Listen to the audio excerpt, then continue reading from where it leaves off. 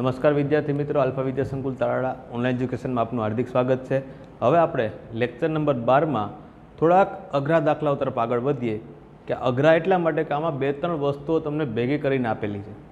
એટલા માટે તો કે સૌથી પહેલાં તો રકમ જોઈએ તો કે ગુલાબ જાંબુમાં તેના કદના 30% જેટલી ખાંડની ચાસણી છે। હવે જો પહેલી લીટી છે એ હાલ પૂરતી કંઈ કામની નથી। આજે એટલો ભાગ મેં કાઉન્સ કર્યો છે એનું હમણાં કંઈ કામ છે નહીં, એનું બિલકુલ છેલ્લે જરૂરી છે। પરંતુ જો આ બુકવાળા અને બોર્ડવાળા હંમેશા તમને દર વખતે કન્ફ્યુઝનમાં મૂકશે જ અને આ રીતના જ તમને રકમ બનાવીને દેશે। તો હવે જો આ ગણિત છે એટલે પહેલેથી આપણે વાત કરી દઈએ કે ભાઈ આમાં કંઈક ને કંઈક વસ્તુ તમારે ધારવી પડશે। તો એના માટે એક થોડીક કોમેડી વાત કરી દઈએ કે એક વખત એવું બન્યું કે સ્ટાફ રૂમ હતો। હવે સ્ટાફ રૂમમાં તો બધા શિક્ષકો ભેગા થાય તો રિસેસનો ટાઈમ હતો। હવે રિસેસનો ટાઈમ હતો એટલા માટે બધાએ પોતપોતાના ટિફિન ખોલ્યા અને જમવાની શરૂઆત કરી। હવે બધાએ એકાકા ટેબલ ઉપર બધાએ ફરતા બેઠા હતા। તો એમાં એક ગણિતનો શિક્ષક, સમાજનો શિક્ષક, ગુજરાતીનો શિક્ષક બધાએ લાઈનમાં બેઠા હતા। તો એમાં એવું બન્યું કે જે ગણિતનો શિક્ષક હતો એ ઘરે કંઈક માથાકૂટ થઈ છે એની વાઈફ સાથે।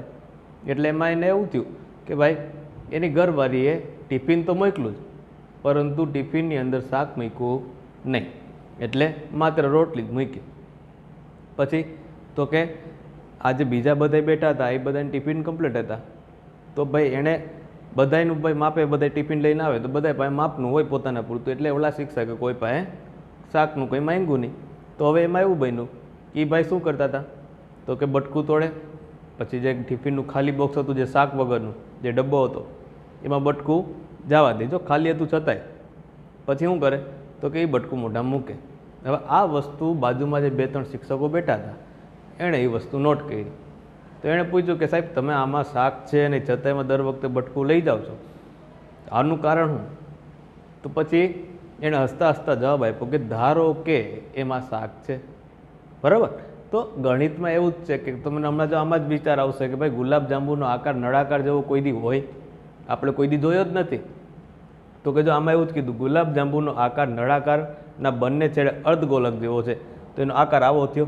તો આવા કોઈ દી ગુલાબ જાંબુ આપણે જોયા જ નથી, પણ હમણાં કીધું એમ ધારો કે આ ગુલાબ જાંબુ છે, બરાબર। આપણે અહીં કંઈ ખાવાની વસ્તુ નથી, આપણે દાખલો ગણવાનો છે, એટલે આપણે આના આકાર ઉપર આપણે ખાસ ધ્યાન દેશું કે જો ગુલાબ જાંબુનો આકાર નળાકારના બંને છેડે અર્ધગોલક લગાવ્યા હોય તેવો છે, તો એનો આકાર આવો બન્યો। તો તેની કુલ લંબાઈ, તો કુલ લંબાઈ મેં લખી નાખી 5 સેમી। હવે જો આ તમને આ દાખલાની અંદર આકૃતિ આપી નથી, જે મોટાભાગના દાખલાઓમાં એવું કર્યું મેં કે જેમાં આકૃતિ આપેલી છે, જો બ્લુ માર્કરથી રકમ લખી હોય તો મેં બ્લુ માર્કરથી જ એ દોરી હોય, તો એનો અર્થ એવો કે ભાઈ એ દાખલાઓ તમને દાખલામાં આકૃતિ આપેલી છે। જ્યારે એવું બને કે ભાઈ બ્લુ માર્કરથી લખ્યું અને બ્લેક માર્કરથી મેં આકૃતિ દોરી, ત્યારે આકૃતિ આપેલી હોતી નથી, એટલે મેં હાથે દોરેલી હોય। તો કે જો તેની કુલ લંબાઈ, તો આખું જે ગુલાબજાંબુ એક ગુલાબજાંબુ હતું એની કુલ લંબાઈ 5 સેમી હતી। હવે તેનો વ્યાસ હતો તો કે એનો વ્યાસ બંને બાજુ હતો એ 2.8 સેમી હતો। હવે તો આવા 45 ગુલાબજાંબુમાં આશરે કેટલી ખાંડની ચાસણી હશે તે શોધો। તો કે જો બાજુમાં એક બાઉલ દોર્યું મેં, એની અંદર ગુલાબજાંબુ થોડા ઘણા મૂક્યા છે અને ચાસણી મેં બ્લુ માર્કરથી દેખાડી છે, તો આવા 45 ગુલાબજાંબુ આમાં છે। તો હવે કઈ રીતના એમાં શું જરૂર પડશે એ આપણે ગોતવાનું। તો સૌથી પહેલાં તો આપણે આનું એક ગુલાબજાંબુનું ઘનફળ ગોતવું પડે। ચાલો શરૂઆત કરીએ। તો સૌથી પહેલાં તો ડિટેલ આપેલી છે, કુલ લંબાઈ 5 સેમી છે। હવે નળાકારનો વ્યાસ અથવા તો અર્ધગોલક, જો બે વસ્તુ એક જ, કેમ કે આનો જે પાયો છે બે બાજુ સરખો જ છે, કે નળાકારનો વ્યાસ કયો તો પણ એ અહીંયા જ આવશે અને અર્ધગોલક કયો તો પણ એ જ અહીંયા જ આવશે, માટે એ કેટલો આપેલો છે 2.8 સેમી। તો વ્યાસ આવે ને ત્યારે હંમેશા યાદ રાખવું, તરત ત્રિજ્યામાં ફેરવી નાખવાનું। તેથી ત્રિજ્યા બરાબર 1.4 સેમી, તે ડાયરેક્ટ આના અડધા, બરાબર। હવે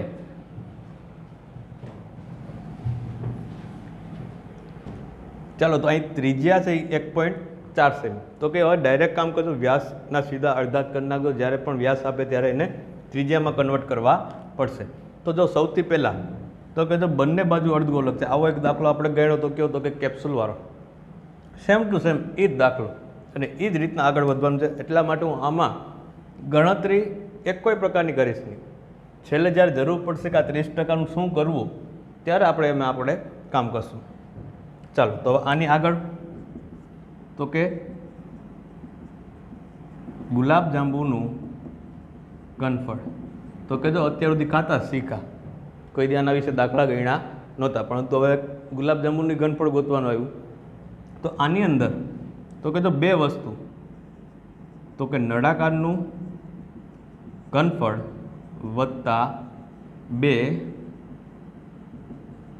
અર્ધગોલકનું ઘનફળ.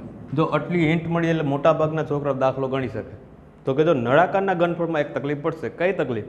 તો કે જો સૌથી પહેલાં તો આ તમને આખું માપ આપેલું છે, આખું માપ આપેલું છે તો આખા માપનું આપણે કંઈ કામ નથી, માત્ર આપણે નળાકારની લંબાઈ એટલે કે એની ઊંચાઈની જરૂર પડશે. તો એટલા જ ભાગનું કામ પડશે. તો એના માટે કામ શું કરશું? માત્ર હિન્ટ આપું છું. તો કે જો બંને બાજુ અર્ધગોલક છે તો કે એની ત્રિજ્યા 1.4 થશે, અહીંયા પણ 1.4 થશે, બંને બાજુ 1.4 1.4, તો કે એ 5માંથી 1.4 વત્તા 1.4 એટલે 5 માઇનસ 2.8 કરશું, ત્યાંથી એની ઊંચાઈ મળશે. બરાબર? તો કે એ જે ઊંચાઈ મળે એને આપણે કઈ એવો સિમ્બોલ, જો કે આમાં જરૂર નહીં પડે કેમ કે અર્ધગોલક છે એનું સૂત્રમાં જ, તો કે આનું સૂત્ર πr²h અને બે અર્ધગોલક છે એટલા માટે 2/3 πr². ચાલો અહીં સુધી કમ્પ્લીટ. જે કોમન નીકળી કાઢી લેજો. અને બીજી વસ્તુ એક અગત્યની એ કે આમાંથી ખાસ વસ્તુ અગત્યની કે જે h છે અહીંયા h લખજો. અને જો અહીં પાઈની કોઈ પણ પ્રકારની ચોખવટ નથી એટલા માટે પાઈ વિશે આપણે કોઈ પણ વાત કરશું નહીં, માત્ર 22/7 જ રાખશું. બરાબર? ચાલો અહીં સુધી કમ્પ્લીટ. હવે જે જવાબ આવે એ જવાબ તમને મળશે મીટર ઘનમાં. હવે જે મીટર ઘનનો જવાબ આવે એને આપણે સાચવીને રાખશું. તો એ જે મળશે એ એક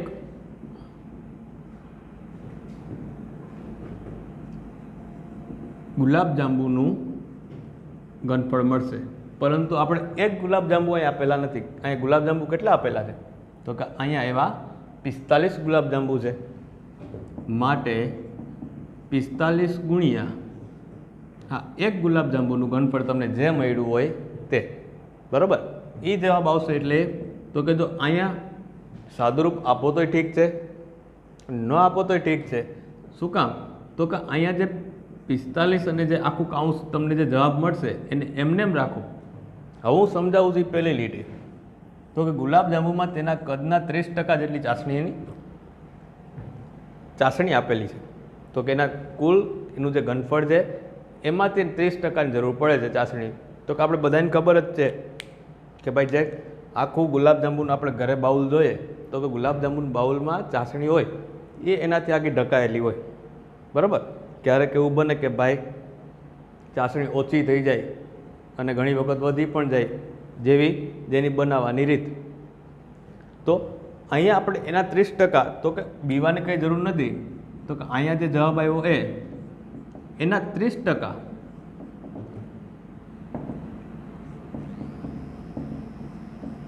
તો કે 30%ની ટકાવારી કાઢવી છેદમાં 100 કરવા પડે.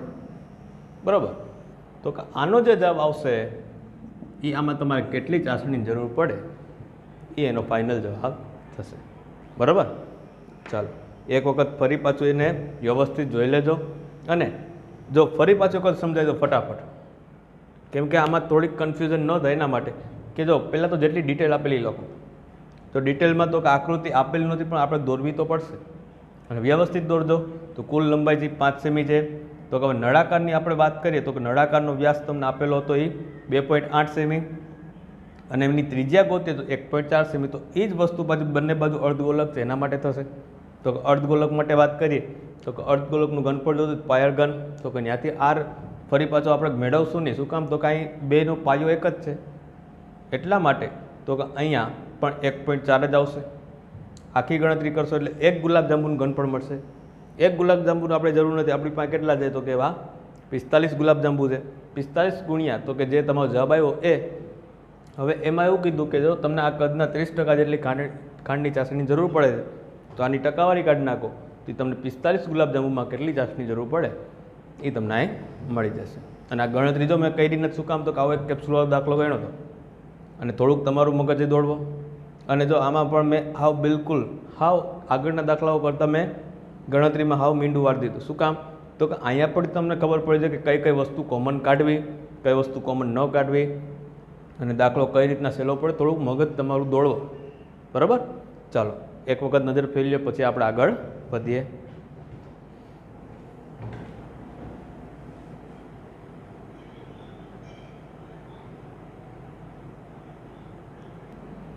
ચાલો તો હવે એના પછીનો સ્વાધ્યાયનો 5મો દાખલો. જો બધાય જે એક સરખા દાખલાઓ જે મારેલો એટલે થોડુંક કન્ફ્યુઝન થાય કે ભાઈ સાહેબ પહેલાં તમે ઉદાહરણ પછી દાખલાઓને કઈ રીતના કામ કરો. તો કે આ સ્વાધ્યાયનો 5મો દાખલો, તો એની અંદર વાત કરીએ તો કે એક વાસણનું સ્વરૂપ ઊંધા શંકુ જેવું છે. જો આમાં આકૃતિ આપેલી નથી તો સૌથી પહેલાં આપણે આકૃતિ દોરવાનો પ્રયત્ન કરીએ. હવે જો એક વાસણનું સ્વરૂપ ઊંધા શંકુ જેવું, જો સીધો શંકુ આપણે દોરીએ તો આ રીતના અહીંથી આમ દોરશું, પરંતુ ઊંધો શંકુ કીધો છે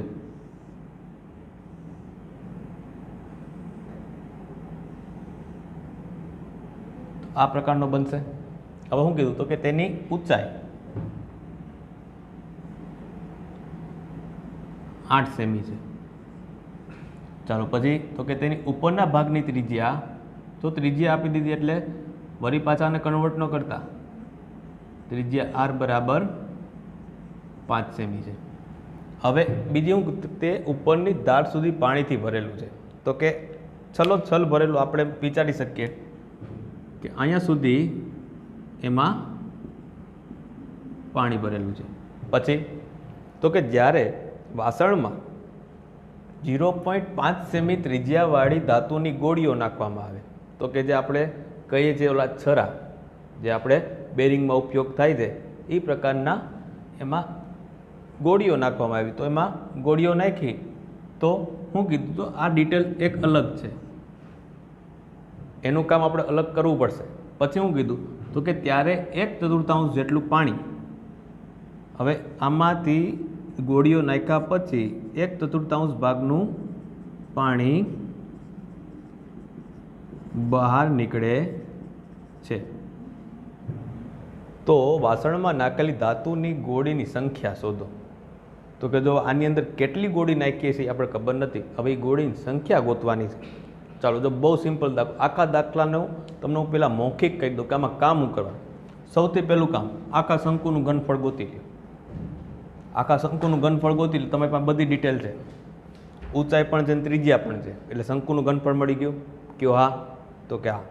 પછી એમાંથી તો કે આ આખા એમાં જે પાણી ભરેલું હોય છે એનું આપણે ઘનફળ મળી ગયું, કહેવાય ને શંકુનું ઘનફળ ગોતી લો, તેમાં પાણી ભરેલું છે એનું ઘનફળ આપોઆપ મળી ગયું. ચાલો એ થઈ ગયું. પછી હવે એમાંથી 1/4 જેટલું પાણી બહાર નીકળે, ક્યારે તો કે એમાં ગોળીઓ નાખવામાં આવે ત્યારે. ચાલો હવે એમાં આનું જે ઘનફળ મળ્યું ચોથો ભાગ કરી નાખો. બોલું સમજાય કે નહીં? તો કે એ પાણી જે બહાર નીકળ્યું ચોથો ભાગ કરી નાખો એટલે આપણે શું મળી ગયું તો કે જેટલું પાણી બહાર નીકળે એનું ઘનફળ મળી ગયું. એવું શું કામ કર્યું તો કે જો ગોળીઓ અંદર નાખશો તમે તો શું થાય તો કે પાણી બહાર નીકળ્યું તો જેટલી આપણે ખબર જ છે કે ભાઈ તમે કોઈ બાઉલ ભર્યું એની અંદર તમે પથ્થરના ટુકડા નાખો. આપણે ઓલી કાગડાવાળી વાર્તા નથી સાંભળી કે ભાઈ પાણીનો જગ હતો એમાં પાણી છેક ઊંડે સુધી હતું, એની ચાંચ પોતતી કાગડાએ શું કર્યું તો કે એમાં પાણીમાં કાંકરા નાખતો ગયો, કાંકરા નાખતો કેટલું હતું તો સપાટી ઊંચી આવતી ગઈ, સપાટી ઊંચી આવી તો એ આરામથી પાણી પી શકો. તો એ જ વસ્તુ અહીંયા છે કે આપણે આમાં ગોળી નાખી તો પાણી હું બહાર નીકળ્યું, તો પાણી બહાર કેટલું નીકળ્યું તો કે ચોથા ભાગનું પાણી બહાર નીકળ્યું. હવે જે પાણી બહાર નીકળ્યું એની આપણે ગણતરી કરી લે તો એમાં એટલી જ ગોળી સમાયેલી છે એમ કહી શકીએ કે નહીં? ચલો આ મૌખિક વાત થઈ. હવે તો કે લેખિત વાતમાં શું કરશું? પહેલાં જે ડિટેલ આપેલી હોય એ લખો. તો કે શંકુની ત્રિજ્યા r બરાબર 5 સેમી. ચાલો આગળ. શંકુની ઊંચાઈ h બરાબર 8 સેમી. તો શંકુ આકારના પાત્રનું ઘનફળ બરાબર 1/3 પાઈ આર સ્ક્વેર એચ. ચાલો અહીં સુધી કમ્પ્લીટ. 1/3 પાઈ એટલે કંઈ કીધું નથી એટલે 22/7, આર એટલે 5 × 5 અને એચ એટલે 8. ચાલો ગણતરી તમારી હાથે કરી લેજો અને જે જવાબ આવશે એ આવશે સેમી ઘનમાં. ચાલો આ મળ્યું શંકુનું ઘનફળ મળ્યું. ચાલો હવે આગળનું કામ. તો હું એમ કહી શકું કે શંકુનું ઘનફળ બરાબર પાણીનું ઘનફળ. આવું શું કામ? તો કે આપણે ચોખવટ કહીએ છીએ કે જે ઉપરની ધાર અહીં સુધી ઉપર સુધી કમ્પ્લીટલી ભરેલું છે, તો આની અંદર પાણી કેટલું સમય? તો કે જે શંકુનું ઘનફળ છે એટલું જ પાણી આમાં, એટલે હું લખ્યું તો કે શંકુનું ઘનફળ બરાબર પાણીનું ઘનફળ. હવે તેમાંથી 1/4 ભાગનું પાણી ગોળીઓ નાખતા બહાર નીકળી જાય છે. જો ગોળીઓ નાખશું એટલે શું થશે? તો કે એમાંથી જે પાણી હશે એ બહાર નીકળે. પણ કેટલું બહાર નીકળે? તો કે ચોથા ભાગનું. તો અહીં બીજું કંઈ કામ નથી કરવાનું. તો કે ચોથો ભાગ કેનો? તો કે જે શંકુનું ઘનફળ મળ્યું એ કયો તો પણ ચાલે, અને આપણે ઉપર કીધું છે કે એને આપણે પાણીનું ઘનફળ કહી શકીએ. કે જે પાણીનું અહીં મેં જો બરાબર કંઈ લખ્યું એટલે પાણીનું ઘનફળ હતું, એટલે કે જે પાણી હતું એનું ચોથા ભાગનું પાણી બહાર નીકળી જાય. તો અહીંયા તમને જે ભાગ જવાબ મળશે એ કેવો મળશે? તો ચોથા ભાગનું પાણી બહાર નીકળે. તો અહીં લખી દઉં છું કૌંસમાં બહાર નીકળતું પાણી. તો અહીંયા જે જવાબ મળશે કયો હશે? તો કે બહાર નીકળતું પાણી હશે. ચાલો એને હવે આપણે સાચવીને રાખવાનું રહેશે. બરાબર. ચાલો હવે કામ શું? તો કે આપણે ગોળીનું ઘનફળ મેળવવું પડશે. તો કે ગોળીનું ઘનફળ, તો કે એક ગોળીનું ઘનફળ, તો કે ડિટેલ કઈ આપી? તો કે જો 0.5 સેમી ત્રિજ્યાવાળી ધાતુની ગોળીઓ નાખવામાં આવે તો કે ગોળીની ત્રિજ્યા બરાબર આર બરાબર 0.5 સેમી. ચાલો હવે ગોળીનું ઘનફળ બરાબર 4/3 પાઈ આર ઘન થશે. તો કે જે આપણે ગોળી નાખી એનું આપણે ઘનફળ, એક ગોળીનું ઘનફળ ગોતવું પડશે ને. ચાલો મૂકતા જાય કિંમત 4/3, 22/7 અને 0.5નો ઘન. ચાલો જે મળશે એ મળશે સેમી ઘન. બરાબર. ચાલો જે મળ્યું સેમી ઘન, પરંતુ આ જે મળશે એ કેટલું મળશે? તો કે એક ગોળીનું ઘનફળ. હવે તો કે આમાં આપણે કેટલી ગોળીની ખબર નથી, તો હવે શું કરશું? તો કે અહીંયા જે એક ગોળીનું ઘનફળ મળ્યું તો અહીં લખશું, ધારો કે પાત્રમાં n ગોળીઓ છે. કેટલી છે ખબર નથી, પણ આપણે કહી શકીએ કે ભાઈ એમાં ધારો કે n ગોળીઓ છે. તો હવે જો હવે ખાસ અગત્યનું, તો કે n ગુણ્યા એક ગોળીનું ઘનફળ બરાબર બહાર નીકળેલા પાણીનું ઘનફળ. જો આ વસ્તુ સમજાય એટલે દાખલો આખો કમ્પ્લીટ.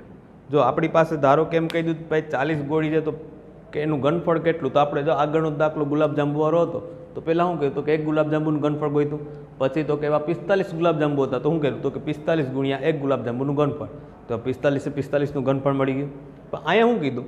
તો કે આપણે સંખ્યા જ ખબર નથી, તો આપણે શું કરી લીધું કે ધારો કે પાત્રમાં n ગોળીઓ છે, તો હવે n ગુણ્યા તો કે એક ગોળીનું ઘનફળ તમારે મેળવવું હોય છે, તો જે આવે એને ગુણ્યા n. પછી તો કે બહાર નીકળેલું પાણી શું કામ, તો કે જો આ વસ્તુ મગજમાં ઉતરી ગઈ એટલે દાખલો કમ્પ્લીટ. તો કે આની અંદર શું કર્યું, તો કે બહાર નીકળેલું પાણી શું કામ, તો કે તમે જેટલી ગોળી નાખતા જાઓ ને એટલું જ પાણી બહાર નીકળશે. અને એ વિજ્ઞાનનો નિયમ છે કે જેમ એમાં જગ્યા રોકાતી જાય એમ પાણી બહાર નીકળતું જાય. તો એનો અર્થ એવો થયો ને કે જેટલી ગોળી નાખી એટલું જ પાણી બહાર નીકળ્યું. તો એટલા માટે હું લખ્યું બરાબર બહાર નીકળેલા પાણીનું ઘનફળ. તો કે n ગુણ્યા તો કે એક ગોળીનું ઘનફળ તમને જે મળ્યું એ અને અહીંયાથી જે બહાર નીકળેલું પાણી છે એ તમને અહીંયાથી તમે એનું મૂકશો જવાબ. એટલે શું કરશો, તો કે અહીંયા n ને સૂત્રના કરતા કરશો. તો અહીંયા જે બહાર નીકળેલું પાણી એને ભાગ્યા એક ગોળીનું ઘનફળ થશે ને, આ પદ અહીં છેદમાં વહી જશે એટલે ત્યાંથી તમને સંખ્યા મળી જશે. તો કે n બરાબર જે સંખ્યા મળે તે. બરાબર. અને એક વસ્તુ અગત્યની કે આ જવાબ પોઈન્ટમાં નહીં જાય. એટલે શું, તો કે આ પોઈન્ટમાં જશે તો સીધી વાત છે કે ભાઈ આમાં કોઈ પણ જાતનું ક્યાંક તમારી ભૂલ હશે, કેમ કે કોઈ અડધી ગોળી હોય નહીં.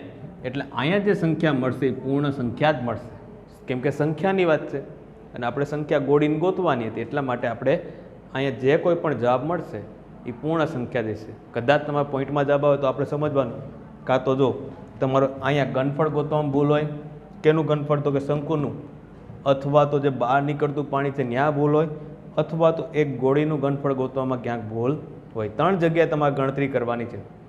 એ ગણતરી છે પછી માં સિમ્પલ તમારે એની કિંમતો મૂકવાની રહેશે. ચાલો ફરી પાછું આપણા દાખલામાં જોઈએ તો કે આની અંદર કીધું શું, તો કે જો સૌથી પહેલાં તો એક શંકુ આકારનું પાત્ર હતું, પણ કેવું હતું, તો કે ઉલટું કરેલું પાત્ર હતું. તો એમાં શું થયું, તો કે પાણીથી છલોછલ ભરેલું હતું. તો જો શંકુનું ઘનફળ ગોતી લ્યો, શંકુનું ઘનફળ ગોતી ગયો તો એ પાણીનું ઘનફળ મળી ગયું. પછી હું કીધું કે એમાં ગોળીઓ નાખવામાં આવે તો એમાં ચોથા ભાગનું પાણી જઈ બહાર નીકળી જાય. તો અહીંયા બધું મેં તમને દેખાડેલું છે. તો સૌથી પહેલું કામ તો કે શંકુનું ઘનફળ ગોતી લ્યો, એ મળી જાય. પછી કામ તો કે અહીંયા જે શંકુનું ઘનફળ મળ્યું એ જ આપણે પાણીનું ઘનફળ થશે, એ થઈ જાય. તો એમાંથી જે ચોથો ભાગનું પાણી નીકળી જાય તો કે એનો આ જે મળ્યું પાણી એનો ચોથો ભાગ કરશું તો એમાંથી આપણે જે બહાર નીકળેલું પાણી છે એનું ઘનફળ મળ્યું.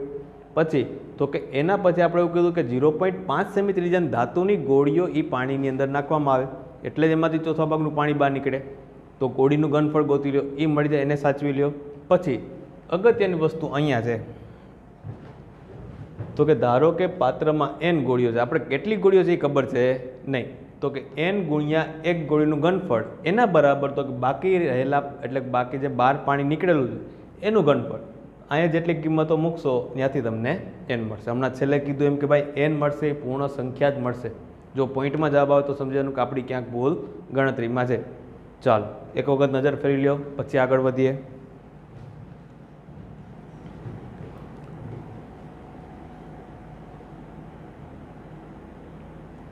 ચાલો તો હવે જો આ દાખલો કમ્પ્લીટ થઈ ગયો તો આને ફરી પાછું જો ગણતરી તમારા માટે જ બાકી રાખો જેથી કરીને તમે એક્ટિવ રહ્યો. બરાબર. હવે તો કે હવે જે પછીનો દાખલો છે એ થોડોક જોવાનો અને ગણવાનો પ્રયત્ન કરજો, ભલે ન થાય પણ પ્રયત્ન કરજો, પરંતુ આપણે એ દાખલો નેક્સ્ટ લેક્ચરમાં ગણશું. ચાલો આજ માટે અસ્તુ.